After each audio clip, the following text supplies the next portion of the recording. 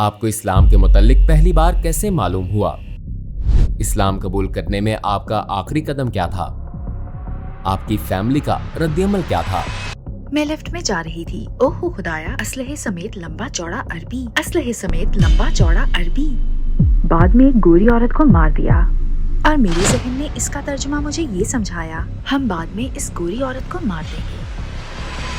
मैंने कहा नहीं, मेरा मुसलमान होना मुमकिन नहीं, कभी नहीं, हरगिज नहीं। मैंने कुरान बंद किया और सोचा, ओहो मेरे खुदाया, लोग खुश इखलाक, किताब जारे मिजाज। अस्सलामुअलैकुम बहन लॉरेन, और हमारी दावत कबूल करने का शुक्रिया। हमें आपको अपने साथ देखकर बहुत खुशी हो रही है। मैं यहाँ से शुरू करूंगा कि लॉरेन बूथ कौन है। क्या आप अपना मुख्तसर तारुफ करवा सकती हैं? अस्सलाम वालेकुम व रहमतुल्लाहि व बरकातहू। बिस्मिल्लाहिर्रहमानिर्रहीम।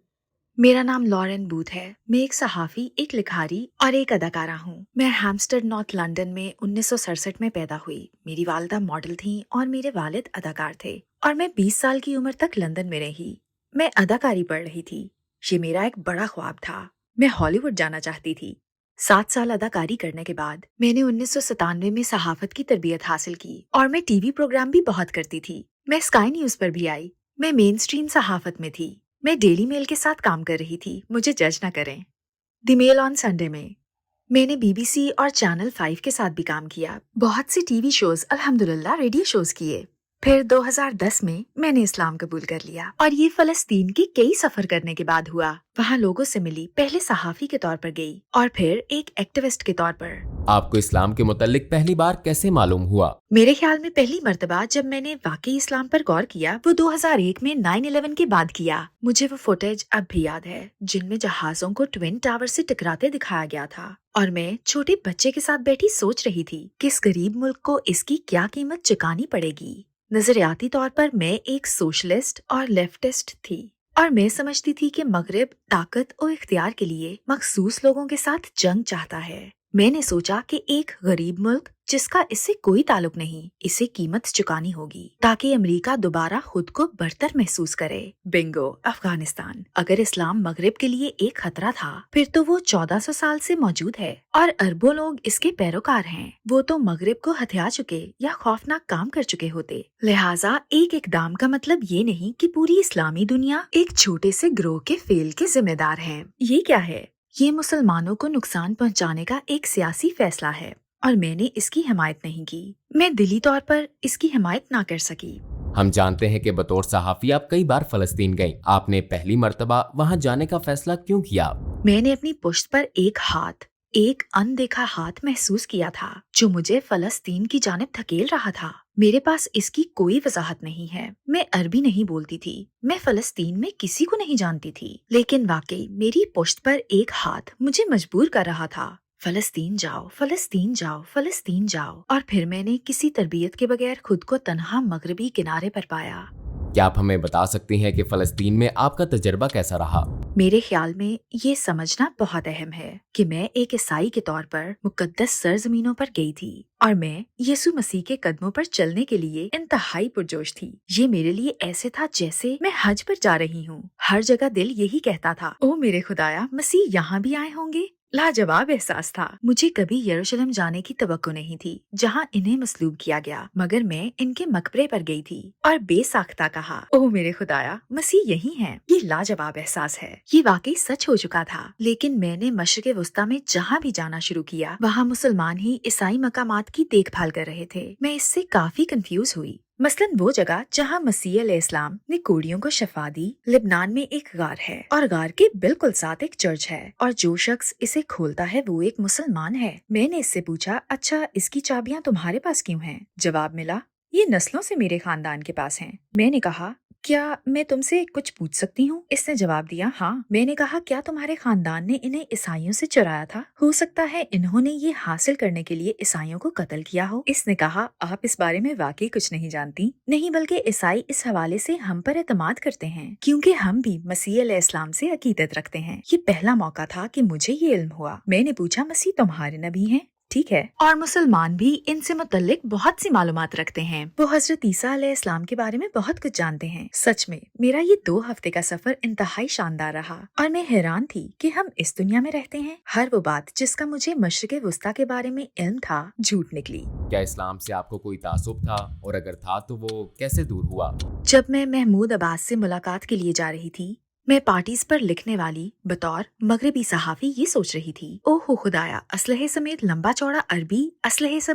چوڑا عربی، اور پھر مجھے یاد ہے کہ میں ایک لفٹ میں تھی اور ایک عرب گارڈ بات کرنے لگا جیسے کہ یا حمدہ ہے۔ مجھے اس طرح کے الفاظ سنائی دیے، اور میرے ذہن نے اس کا ترجمہ مجھے یہ سمجھایا، ہم بعد میں اس گوری عورت کو مار دیں گے۔ اچھا، اور مجھے محسوس ہوا، اوہ میرے خدایا، میں ساری بات سمجھ چکی ہوں۔ میں یہاں آنے کے لیے ایک منصفانہ شخص نہیں ہوں، مجھ میں تعصب بھرا ہوا ہے۔ میں ایک اسلحہ بردار فلسطینی سے زیادہ خوفزدہ ہوں، ایک اسلحہ بردار اسرائیلی کی نسبت۔ ایسا کیوں ہے؟ میں ان دونوں میں سے کسی کو بھی نہیں جانتی، لہٰذا مجھے گویا اپنے ہی تعصب کا اعتراف کرنا پڑا۔ لیکن ایک معجزہ ہوا، کچھ 72 گھنٹوں بعد مغربی کنارے میں تنہا میں کسی عورت، کسی بچے یا مرد کو بچاتے ہوئے جان دے دیتی، صرف اس محبت اور مہربانی کی وجہ سے جس کا اظہار انہوں نے میرے لیے کیا، اور اس پورے ماحول نے جس کے متعلق مجھے علم ہوا کہ وہ ان کا مذہب ہے۔ کیا کوئی ایسی یاد ہے جو آپ بھلا نہیں سکتی؟ سن 2005 کے ایک سفر میں سفر کے اختتام پر میرے پاس بہت سے بیگز اور تحائف کے بیگز تھے، اور میں نے اپنے ساتھ شاپنگ کرتے ہوئے نوجوان سے پوچھا تھا، پلیز کیا تم میرے لیے انگریزی میں قرآن لا سکتے ہو؟ اس نے کہا ٹھیک ہے۔ میں نے سوچا کہ انگریزی میں اب تک نہیں لکھا گیا ہوگا، مطلب میرا خیال تھا کہ کوئی مشرق وسطیٰ کے ایک چھوٹے سے مذہب کا ترجمہ کیوں کرے گا، وہ اسے انگریزی میں ترجمہ کرنے کی زحمت کیوں اٹھائیں گے، لہٰذا مجھے توقع نہیں تھی کہ وہ ڈھونڈ پائے گا۔ تو وہ قرآن انگلیزی کہتا ہوا دوڑا اور واپس آ گیا۔ اس کے پاس انگریزی میں قرآن تھا، اور میں نے کہا زبردست۔ پھر میں نے اسے دیکھا، تقریباً 600 صفحات تھے۔ مجھے لگا میں کبھی نہیں پڑھ پاؤں گی۔ مجھے یاد ہے پھر میں نے یروشلم کے اس نوجوان سے پوچھا، مجھے تم کو کتنے پیسے دینے ہوں گے، کیونکہ وہ میرے ساتھ شاپنگ کر رہا تھا۔ تو اس نے گننا شروع کیا، کچھ اس طرح، یہ 100 ڈڈن اور یہ 50 ڈڈن، اور میں سوچنے لگی، اوہ میں تو لٹنے والی ہوں، مجھے بھاری قیمت چکانی پڑے گی۔ اور پھر اس نے یہ کیا کہ کہنے لگا، اوہ بھول جائیے، آپ نے کچھ نہیں دینا۔ کیا؟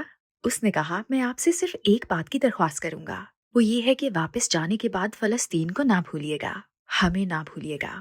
ہاں سبحان اللہ۔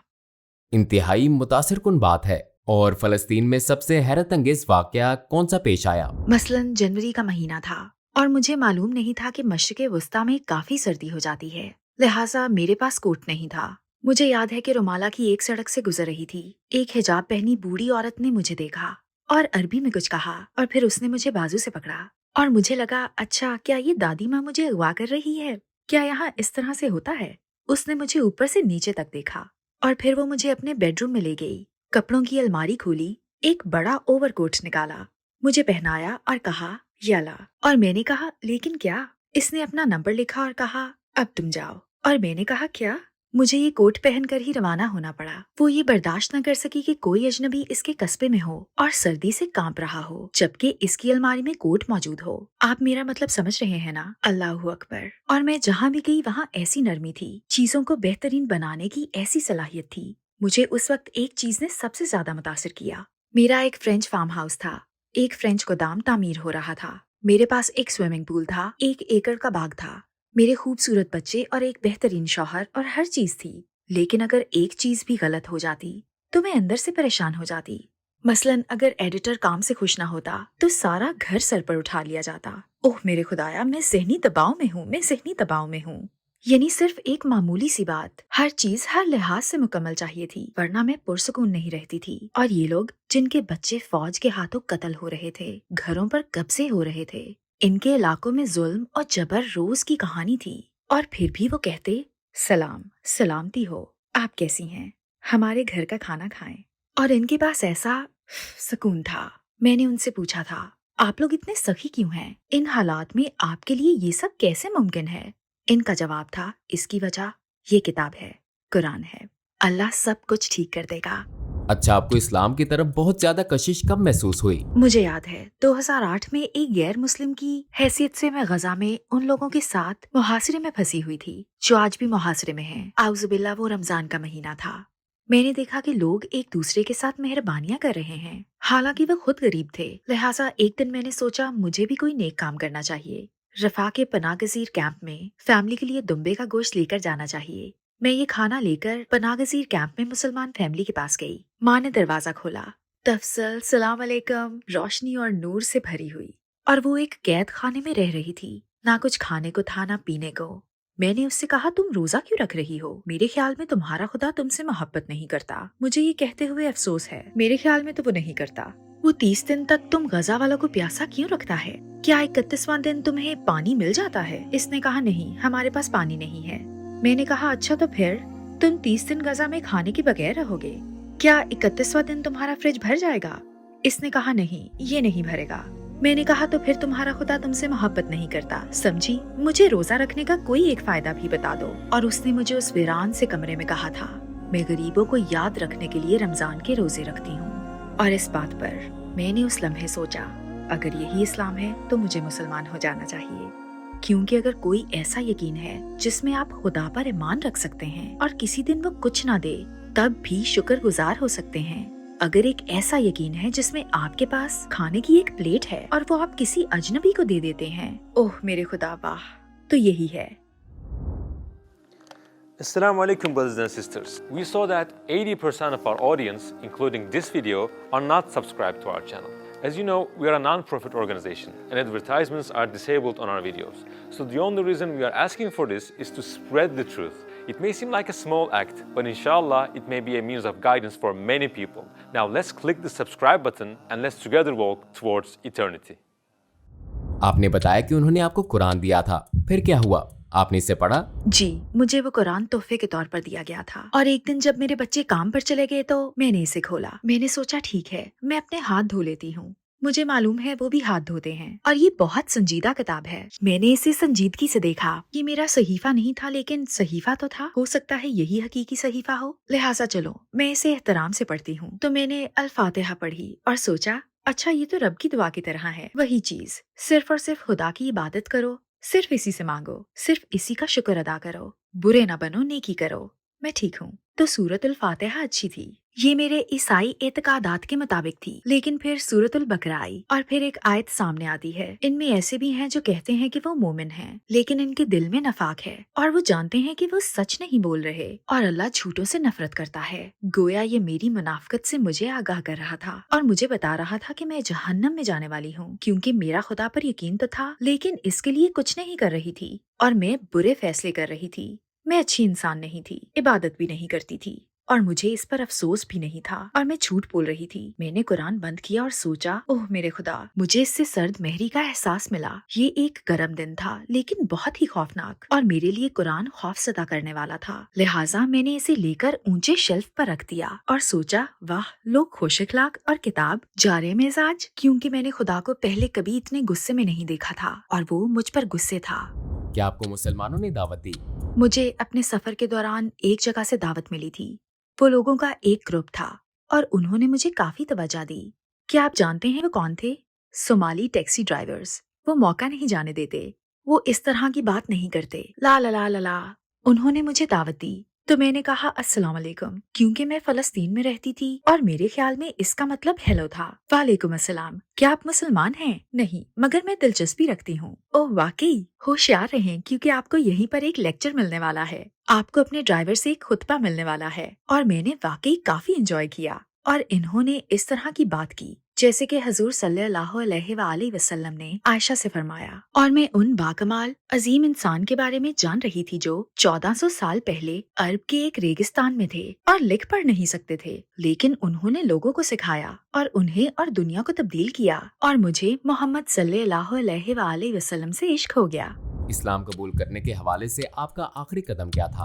تقریباً 2007 میں مجھے اسلام چینل میں ملازمت کی پیشکش ہوئی، کیونکہ میں فلسطینیوں کے لیے انصاف کی حمایت کر رہی تھی اور عراق کے لوگوں کے لیے بھی۔ اسلام چینل کے محمد علی نے مجھے ملازمت کی پیشکش کی اور میں نے کہا میری 2 شرائط ہیں۔ پہلی شرط، मुझसे इस्लाम के बारे में बात मत करना, क्योंकि मेरे नजदीक ये बहुत अच्छा है और मेरे ख्याल में आप लोग भी बहुत अच्छे हैं, लेकिन ये मेरे लिए नहीं है। और दूसरी शर्त, मैं आपकी टीवी स्टेशन पर हिजाब नहीं पहनूंगी, क्योंकि मेरे ख्याल में ये औरतों को कंट्रोल और बदनाम करता है और मैं एक मुनाफिक नहीं बनना चाहती। तब उन्होंने कहा, अल्लाह फैसला करेगा कि आप मुसलमान होंगी या नहीं, ये मेरे हाथ में नहीं है। मैंने कहा, नहीं, मेरा मुसलमान होना मुमकिन नहीं, कभी नहीं, हरगिज नहीं।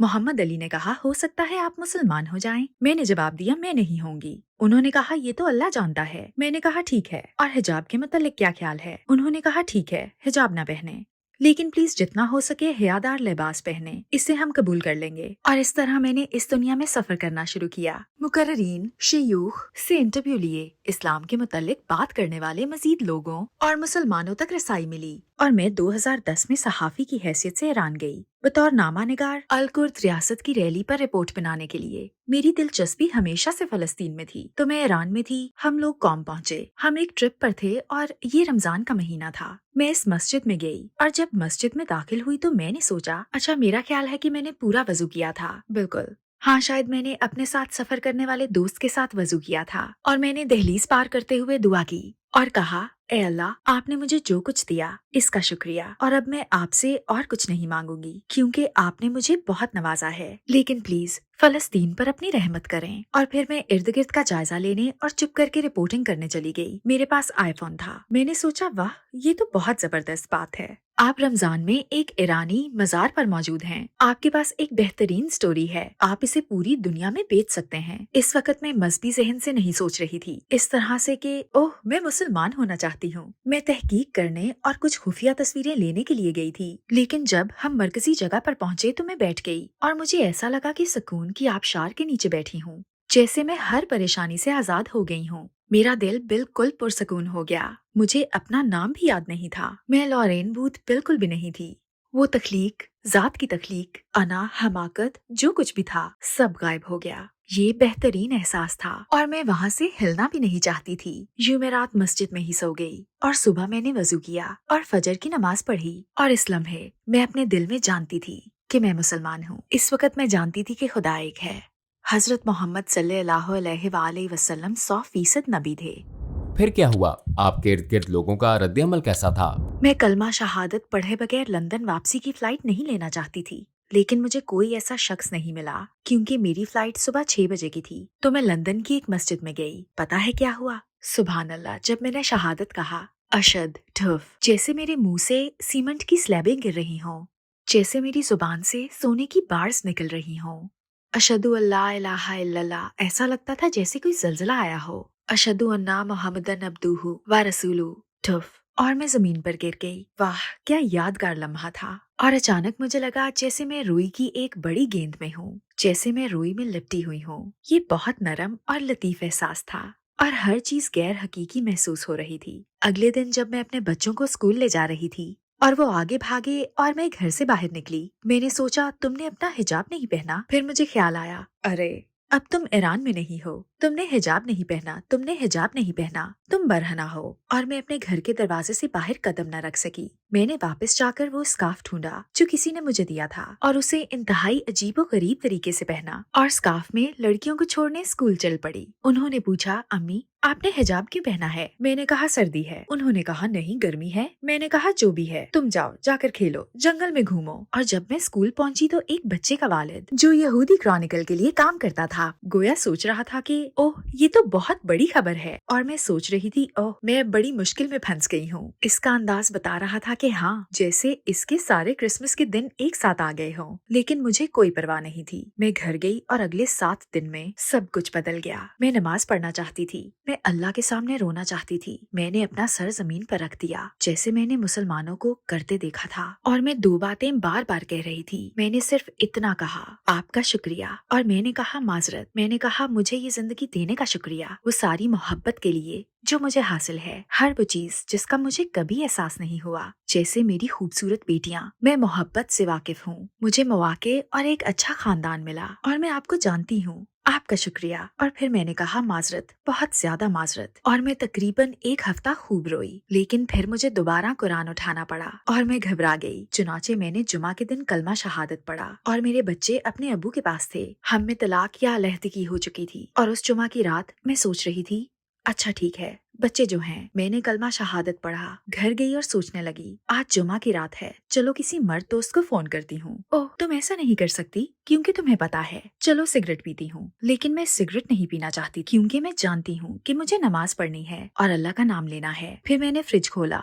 और इसमें शराब की बोतल थी। मैंने सोचा अच्छा तो जिंदगी बहुत बेजार होने वाली है, मेरे करने के लिए कुछ भी नहीं था। तो मैंने दोबारा कुरान उठाया और सोचा, ए खुदा, या अल्लाह, प्लीज इसका अंजाम अच्छा करना, प्लीज ऐसा ना होने देना कि मैं अब जहन्नम में चली जाऊं। मुझे इसका गलत मतलब ना समझने देना, मुझे आप पर यकीन है। और फिर कुरान ने सिर्फ कहा, खुश आमदीद, तुम कहाँ थी? खुदा तुमसे प्यार करता है, तुमने सही इंतखाब किया और सब कुछ ठीक हो जाएगा।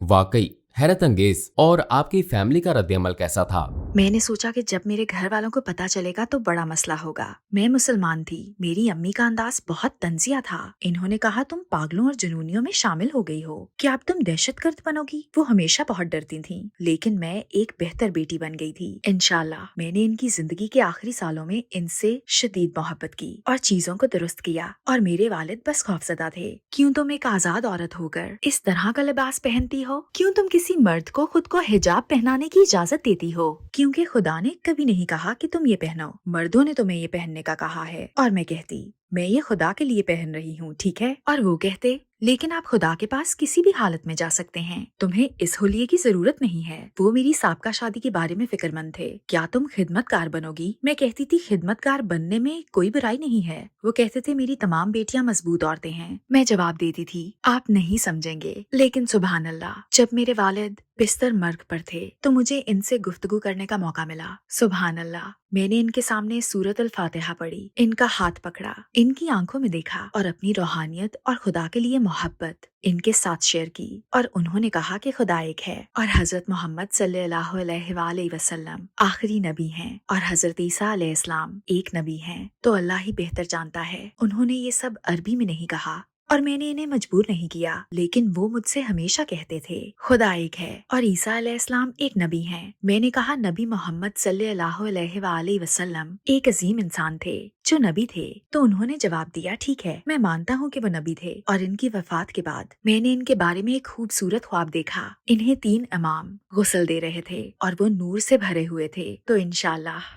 उस वक्त आप एक अंग्रेजी न्यूज चैनल में काम कर रही थी, तो वहाँ क्या हुआ? पहले दिन जब मैं हिजाब में स्काई न्यूज गई तो ये बहुत मजाहिया था, क्योंकि आप जानते हैं इन सबको बहुत पुरसकून रहने की तरबियत दी जाती है। जो भी स्टूडियो में आ जाए आप यूं ही रहते हैं, लेकिन आप इन्हें जाते हुए कहते देख सकते हैं, ओह मेरे खुदा, क्या तुमने देखा? सामना होने पर पहले की तरह, हेलो लॉरेन। लेकिन मुझे नजर आ रहा था कि पीठ पीछे क्या हो रहा है। 2 दिन बाद फोन आया और मुझे कहा गया, लॉरेन, हम कुछ तब्दीलियां कर रहे हैं, हमें आपकी मजीद जरूरत नहीं। और फोन कट गया। इसके बाद उन्होंने कभी मेरे साथ काम नहीं किया। क्या आप स्काई न्यूज पर हिजाबी खवातीन हैं? हाँ माशाल्लाह। क्या न्यूज में हिजाबी हैं? जी हाँ। क्या आपने कभी मजहब तब्दील करने वाली हिजाबी को न्यूज पर देखा है? किसी एक का नाम बताएं। अब ये एक जद्दोजहद है जो मेन स्ट्रीम दुनिया को दरपेश है, क्योंकि अगर आप मानते हैं कि इस्लाम आपका ईमान है और अल्लाह आपका रब, तो फिर मीडिया के म्यार के मुताबिक आपको या तो नर्वस ब्रेकडाउन हुआ है या आपको नर्वस ब्रेकडाउन हो चुका है। मुझे नहीं लगता कि कोई दूसरी सूरत मौजूद है।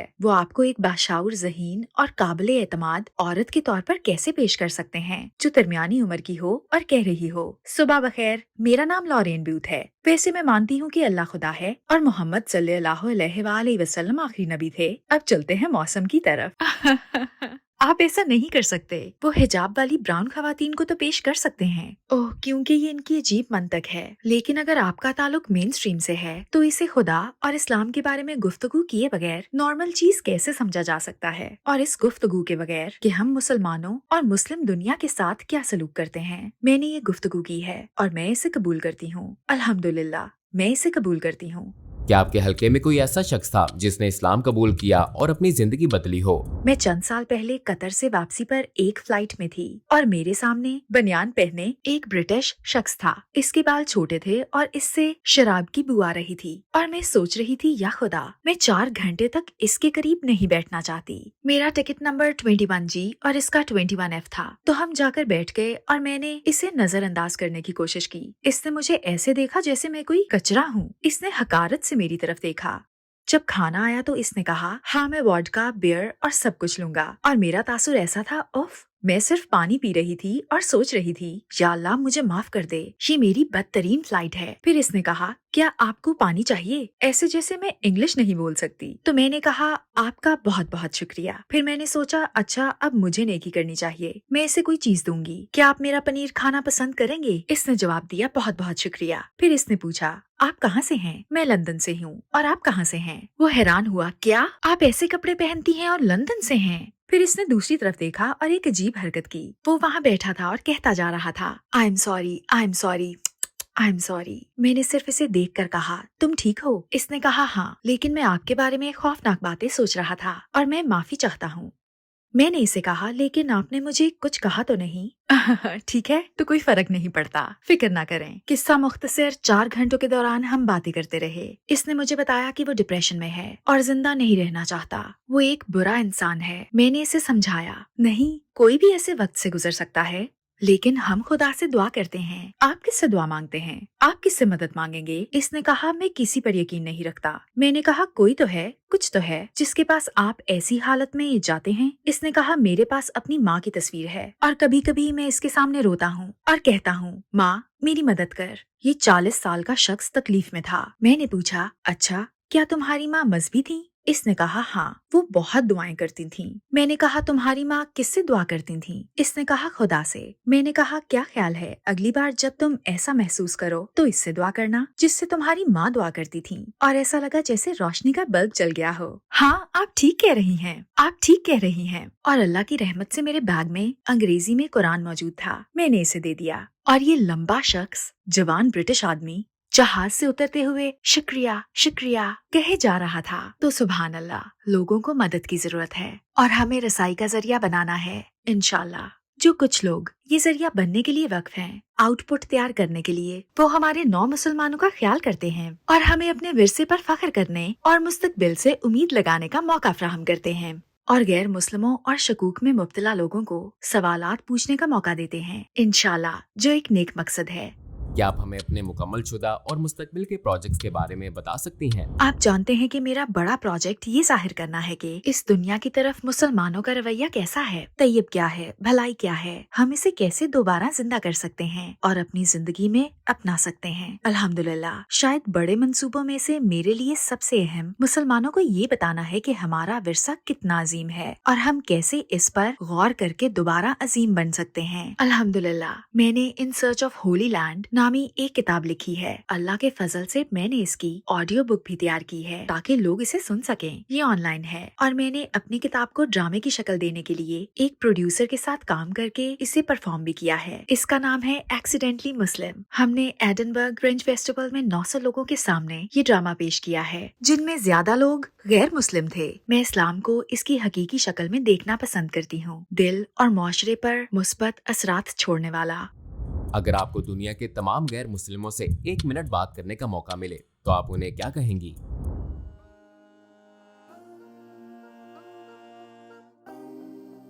ओह, आप जो घर बैठे हैं, आपके पास ऐसे औकात होते हैं जब आप नहीं जानते कि क्यों जिंदा हैं। आप पर उदासी, नुकसान और गम का वक्त आता है और अब लुत्फ पहले की तरह महसूस नहीं होता। आपको दर्द होता है और शायद कभी कभी नहीं जान पाते कि आप जिंदा क्यों हैं। आप किसी से मदद मांगना चाहते हैं लेकिन आपको मदद मांगनी नहीं आती और हर चीज अजीबो गरीब गैर हकीकी महसूस होती है। खुदा एक है। जब आप ऐसा महसूस करें तो गुलाब की तरफ देखें, बाग में गुलाब को देखें और सोचें कि ये हमारे लिए खुशबू बनाता है। जब आप ऐसा महसूस करेंगे तो शहद की मक्खियों को देखें और सोचें कि शहद का इतना मजेदार होना कितना हैरत अंगेज है और इसमें शिफा भी है।